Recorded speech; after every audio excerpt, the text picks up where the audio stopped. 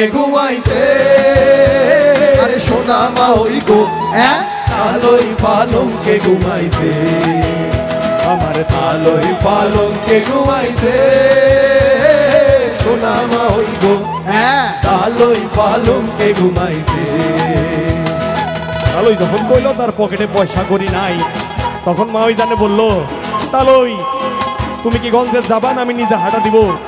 তালই জানে তখন ওই বিছানার উপরে ঘুমের ভান ধরে। তালই যখন ঘুমের ভান ধরে তখন মা ওই এসে তারে বলে, রে বেটা বিছানা দিয়া ওঠ, যদি উঠা তালই না গেছো আমি নিজে হাঁটা দিব। তালই জানে মহাবিরক্ত হয়ে এক কাঁচা ঘুম ভাঙা বিছনা থেকে ওঠে। আর তখন তালইর দশাটা কেমন হইল, আরে তালই আরে তালই আরে ঘুম ঘুম করে রে তালই ঘুমোতে নাহি সারে। কি বলে ঘুম ঘুম করে রে তালই ঘুমোতে নাহি সারে। চোখ মেলিয়া দেখ রে তালই মাওহি যাত্রা পনে রে। সবাই তালই পালঙ্কে ঘুমাইছে সোনা মা ওই গো আমার তালই পালঙ্কে ঘুমাইছে তালই পালঙ্কে ঘুমাইছে সোনা মা ওই গো তালই পালঙ্কে ঘুমাইছে। মজার বিষয় হইল তালই তো গেল গঞ্জেতে, গঞ্জে যাওয়ার পরে পয়সা করে খরচ করে বোয়াল মাছের বুড়ি অর্থাৎ কিনা বোয়াল মাছের মাথা কিনা নিয়ে আসলো। কিন্তু খাবার টেবিলে গাঁও গ্রামে এক ধরনের লোক থাকে যারা খাওন দেখলে লাভ দিয়ে পড়ে প্লেটের উপরে, এদের আমরা বলি হাবাইতা। প্লেটের উপরে যখন বোয়াল মাছের মুড়ি দেখলো মা ওই জানে হাবাইতার মতন প্লেটে ঝাবায় পড়লো আর তার গলায় বাইধা গেল কাঁথা। আর মা ওই গলায় যখন বাঁধলো কাঁথা তখন তালই তারে বললো, আরে মা ওই তোমার জন্য মানত করলাম জোড়া দুই পাঠা।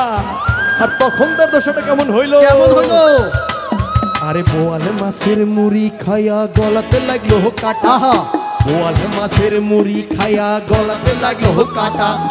তালহি বেটায় মানতে করলাই জোড়া দুই পাঠা রে। তালহি পালঙ্কে ঘুমাইছে সোনা মা ওই গো তালই পালঙ্কে ঘুমাইছে আমার তালহি পালঙ্কে ঘুমাইছে সোনা মা ওই গো তালই পালঙ্কে ঘুমাইছে। আরে দিনে দিনে বেলা গড়ায় যায়।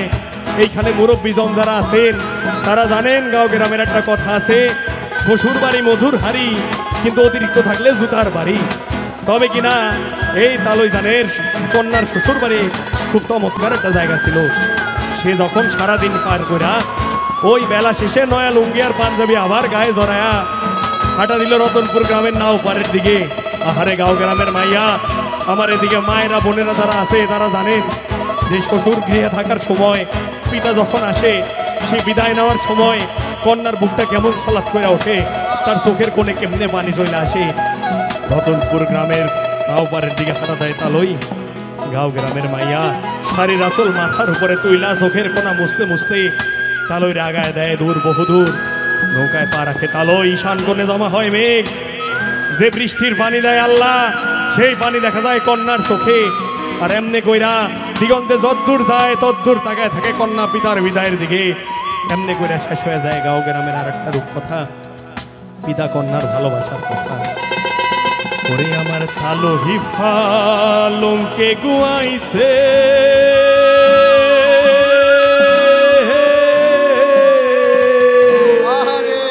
আরে সোনা মাহুঙ্গ